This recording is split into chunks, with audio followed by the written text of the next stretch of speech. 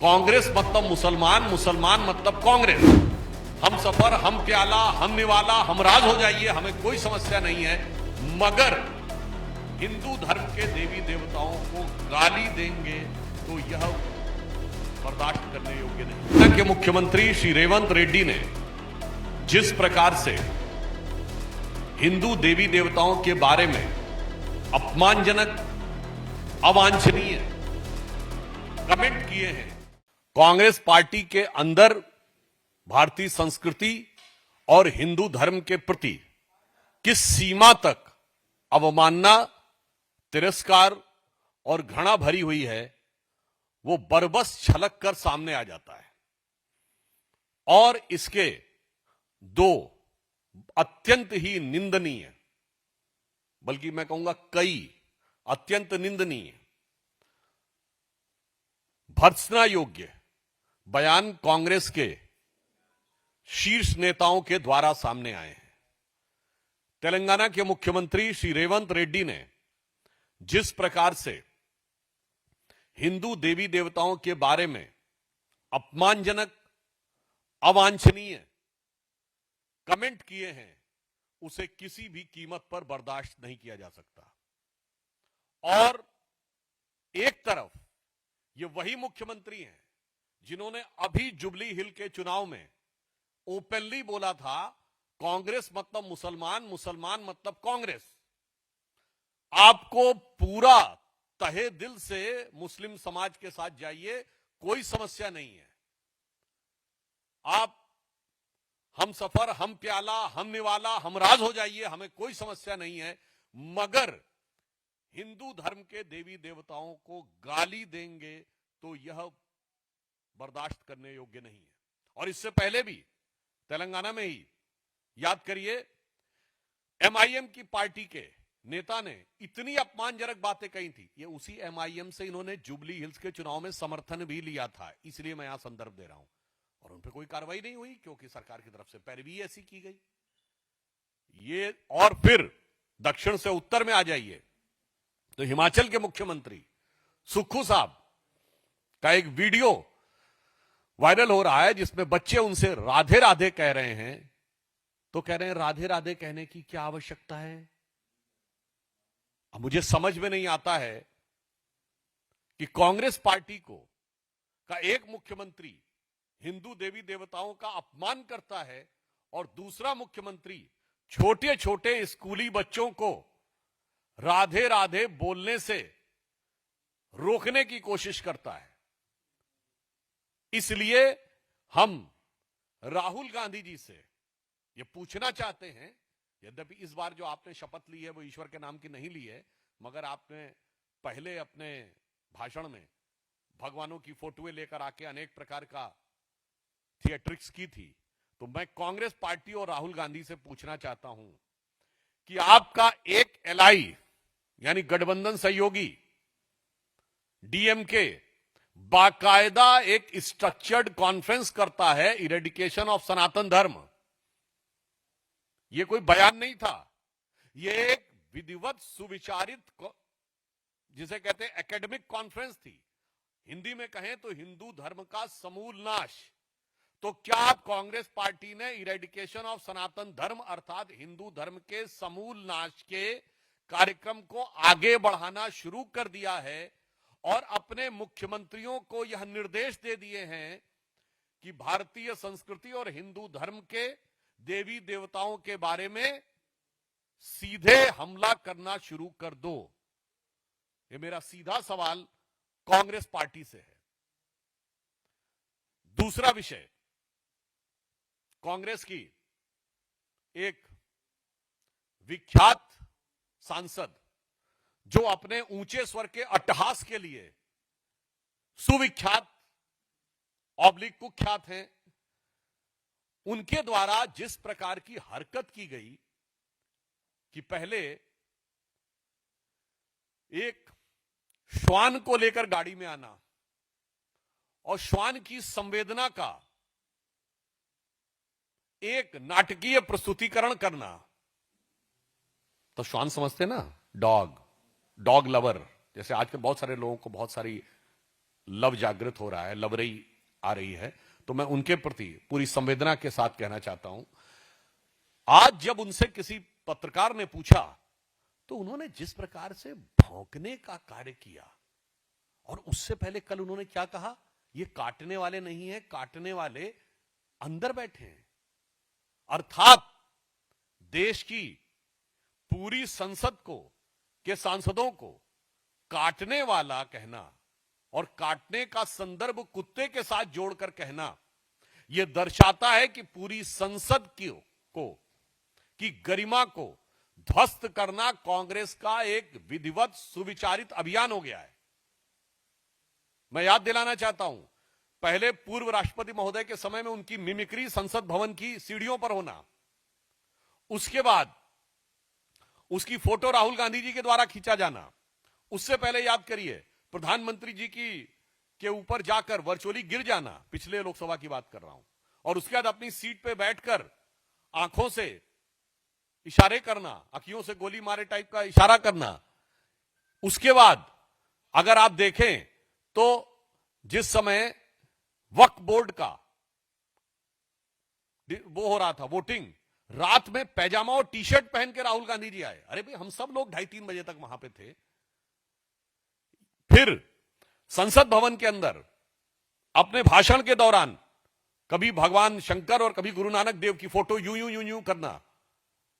हम ये पूछना चाहते हैं कि भारत की संसद की गरिमा को तार तार करने के इस अभियान में क्यों लगी हुई है कांग्रेस पार्टी? क्या ये आपके अंदर का, जो माननीय प्रधानमंत्री जी ने कहा था कि मुस्लिम लीगी माओवादी कांग्रेस बनती जा रही है, ये दोनों उदाहरण इस बात को प्रमाणित करते हैं कि अर्बन नक्सल माइंडसेट की तरह पूरे के पूरे कॉन्स्टिट्यूशनल एपरेटस को डिमीन करना, यानी समस्त संवैधानिक व्यवस्थाओं और संस्थाओं को के प्रति अपमान और तिरस्कार करना, जो एक माओवादी एजेंडा होता है, और हिंदू धर्म के प्रति घृणा फैलाना, जो एक मुस्लिम लीगी एजेंडा होता है। मुझे लगता है कि कांग्रेस अब इस विषय के ऊपर एक सीमा से ज्यादा चली गई है। अब इस पे मैं आपको यह तीसरा विषय भी बताना चाहता हूं कि मुस्लिम लीगी माओवादी मानसिकता में कांग्रेस की सीमा तक चली गई है कि एक इस्लामिक धर्मगुरु मौलाना मदनी के द्वारा जिहाद शब्द के बारे में बोले जाने पर कांग्रेस के नेता इमरान मसूद आकर व्याख्या करने लगते हैं।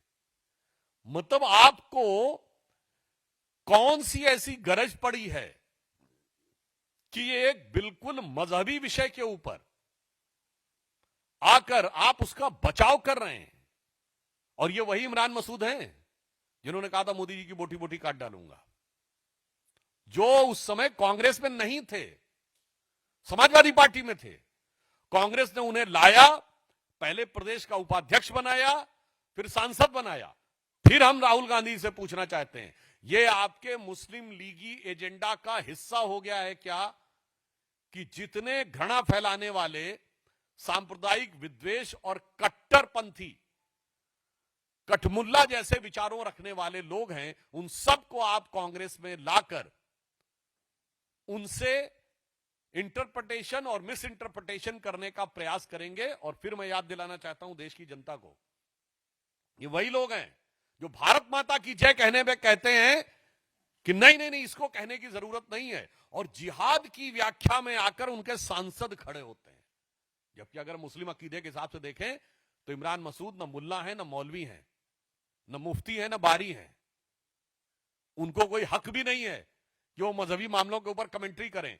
मगर कांग्रेस के अंदर ये फीलिंग इस सीमा तक आती जा रही है कि ये बिल्कुल स्पष्ट होता जा रहा है। इसलिए मैं कांग्रेस पार्टी से यह पूछना चाहता हूं कि आज आप अपना एजेंडा साफ करें कि हिंदू धर्म और भारतीय संस्कृति के प्रति और संसद की गरिमा को ध्वस्त करने का यह बीड़ा आपने स्वयं उठाया है, या ये इरेडिकेशन ऑफ सनातन धर्म तो भारत में हुई थी कॉन्फ्रेंस, डिसमेंटलिंग ग्लोबल हिंदुत्व दुनिया की बड़ी बड़े इंस्टीट्यूशन में हुई थी। तो अर्थात ये बीड़ा आपने खुद उठाया है या किसी ने आपको उठा के थमाया है? कि भारत के अंदर घृणा करना है, सामाजिक टकराव पैदा करना है और हिंदू धर्म को डिमीन करना है। तो कांग्रेस पार्टी से हम बहुत साफ सीधा सवाल आज ये पूछना चाहते हैं कि वो इन मामलों पर जब आपके मुख्यमंत्री स्तर के व्यक्ति इस प्रकार के बयान दें और आपके सांसद इस ढंग की हरकतें करें, तो इससे साफ हो जाता है कि ये आपका एक well thought of action plan है और हमें देश की जनता पर पूर्ण विश्वास है कि वो अपने विवेकशील दृष्टि से इन पर सारी चीजों पर नजर रखे हुए है। कांग्रेस से जरूर हम ये पूछना चाहते हैं कि ये आप किस योजना के तहत कर रहे हैं। आज देश इस रहस्य पर से पर्दा उठाना चाहता है। धन्यवाद।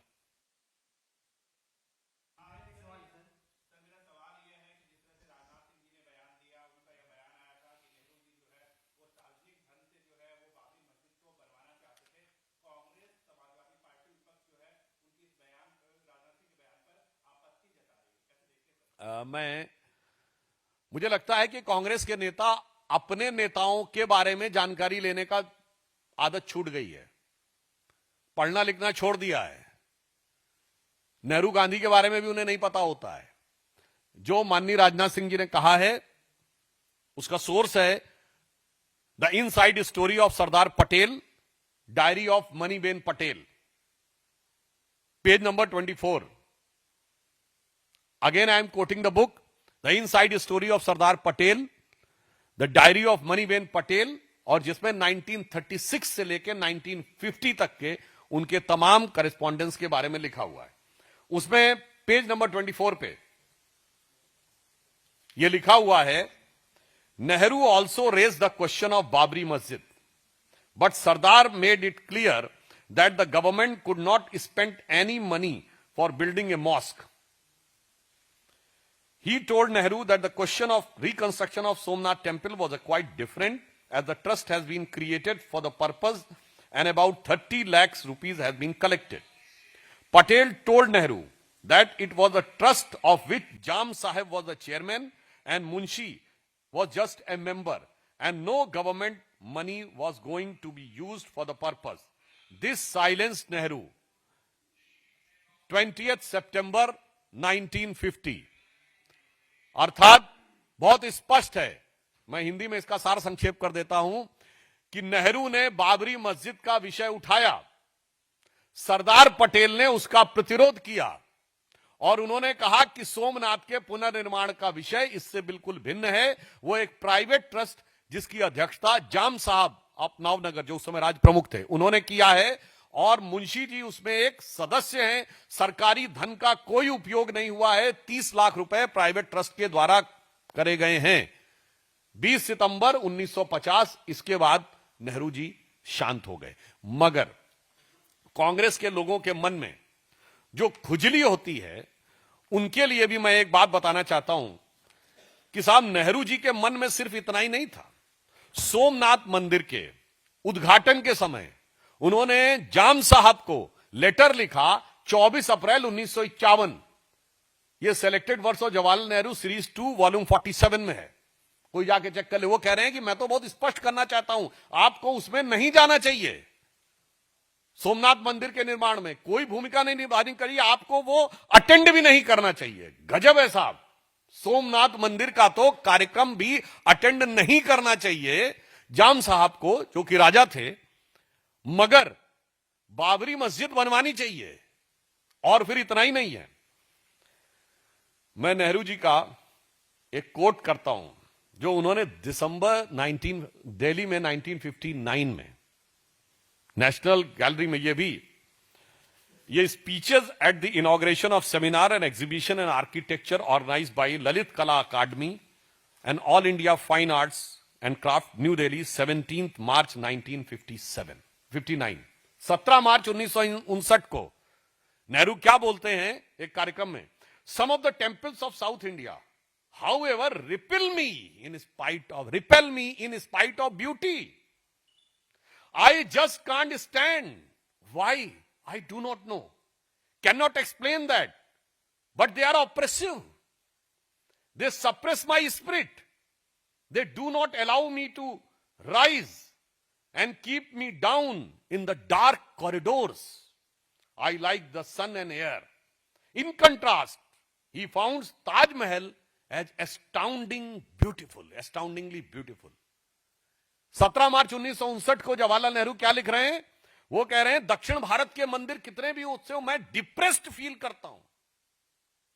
मुझे समझ में नहीं आता है कि मुझे डिप्रेशन क्यों लगता है उन कॉरिडोर्स में मूव करते समय।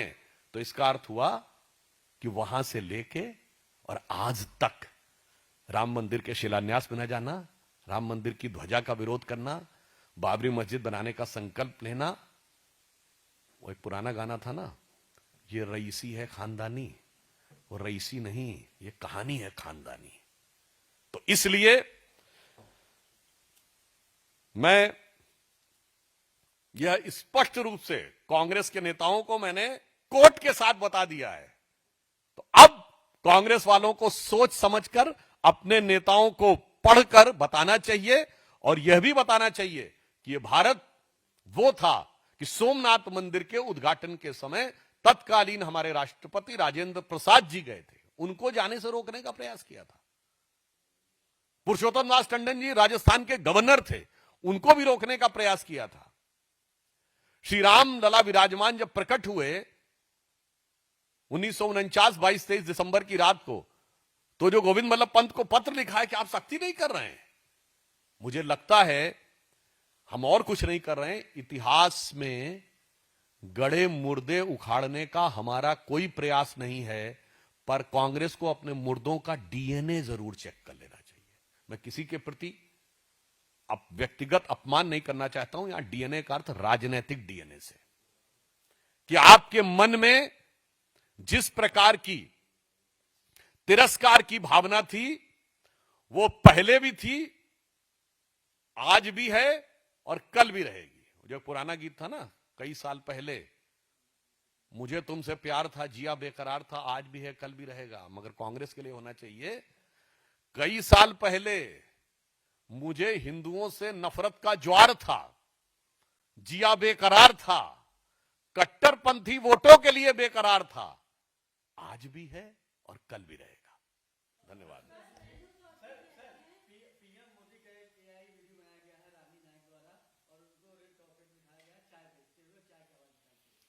मुझे लगता है कि माननीय प्रधानमंत्री जी का भारत के शीर्ष स्तर पर पहुंचना, एक सामान्य चाय बेचने के परिवार से लेकर यह भारतीय लोकतंत्र और बाबा साहब अंबेडकर के संविधान के द्वारा समाज के पिछली सीढ़ी पर खड़े लोगों को आगे बढ़ने के जो अवसर दिए गए हैं, मुझे लगता है इससे सुंदर प्रमाण नहीं हो सकता। और कोई व्यक्ति यदि क्षमता से अपनी ऊपर जाता है तो जनता उसको कितना अपना समर्थन और आशीर्वाद देती है कि प्रधानमंत्री जी 2001 अक्टूबर में गुजरात के सीएम बने थे, 25वां साल चल रहा है। विनम्रता और चुनौती से कहता हूं, भारत की राजनीति में एक नेता बताइए जिसने 25 साल लगातार देश की जनता का, प्रदेश की जनता का इस प्रकार का आशीर्वाद मिला हो। तो मुझे लगता है वो लोग जो मानते थे कि सत्ता उनका जन्मसिद्ध अधिकार है, अब जनता ने उस अधिकार का पूरी तरीके से डिसेक्शन करना शुरू कर दिया है। और 24 के बाद भी बिहार के चुनावों में भी वो साफ दिखाई पड़ रहा है।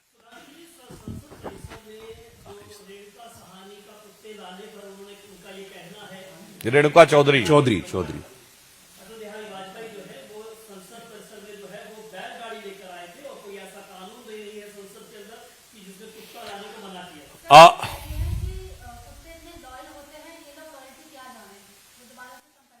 अब वो अपनी लॉयल्टी किसकी तरफ व्यक्त कर रहे हैं, ये मैं करोड़ों लोगों के विवेक पर छोड़ता हूं। देश के प्रति भी लॉयल्टी होती है और किसी और के प्रति भी लॉयल्टी होती है। मैं कोई टिप्पणी नहीं कर रहा हूं, स्वविवेक से सभी लोग इस पे अपना अपना निर्णय लें। और जहां तक मैं कहना चाहूंगा, यही बात है, ये नियम की आड़ में आपकी असली भावनाएं उभर आती हैं। यही तो वो लोग हैं जो कहते हैं कि राष्ट्रीय गान हो तो कहां संविधान में लिखा है खड़ा होना चाहिए। यही तो वो लोग हैं ना, इन्होंने तो यही कह के बचाव किया था कि पैजामा पहन के नहीं आना है। ये कहां लिखा हुआ है कि संसद में पैजामा पहन के नहीं आना है? इसीलिए तमाम लिखित में आदेश भी करने पड़ते हैं। तो इसीलिए हम कहते हैं नियमों की आड़ में जो छुपा हुआ असली चेहरा है वो उभर कर सामने आ जाता।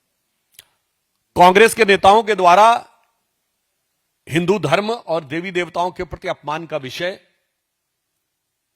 यह दर्शाता है, और जो राजनाथ सिंह जी ने उल्लेख किया कि नेहरू जी ने बाबरी मस्जिद का विषय उठाया था, जिसका स्पष्टीकरण भी दिया गया कि वो मनीबेन पटेल जी की पुस्तक में पेज नंबर 24 पे है, मगर आज का संदर्भ ये इस विषय को बहुत गहरा, संवेदनशील और चिंताजनक बना देता है।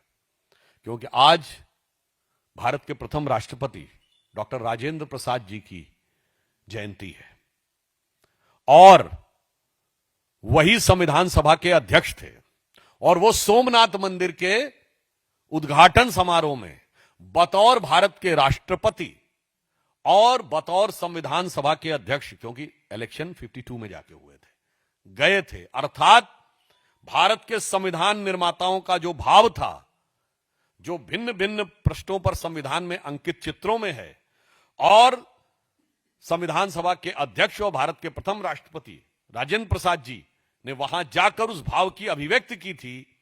कांग्रेस उस समय भी भारत की इस मूल आत्मा के विरुद्ध खड़ी थी, और क्रमशः कांग्रेस ने अपने अंदर के समस्त राष्ट्रवादी नेताओं को, चाहे वो राजेंद्र प्रसाद जी रहे हों, कन्हैयालाल माणिकलाल मुंशी जी रहे हों, पुरुषोत्तम दास टंडन जी रहे हों, अन्य बहुत से लोगों को धीरे धीरे, सरदार पटेल जी की असामयिक मृत्यु हुई, श्यामा प्रसाद मुखर्जी जी को पार्टी छोड़नी पड़ी, डॉक्टर अंबेडकर को भी पार्टी छोड़नी पड़ी। यह दर्शाता है कि कांग्रेस के अंदर उस समय जो भाव था, उसने आज बहुत विकराल रूप में कांग्रेस के वास्तविक चरित्र पे कब्जा कर लिया है, जो भारत के वास्तविक चरित्र से कंट्रास्ट में है, एकदम धुर विरोध में।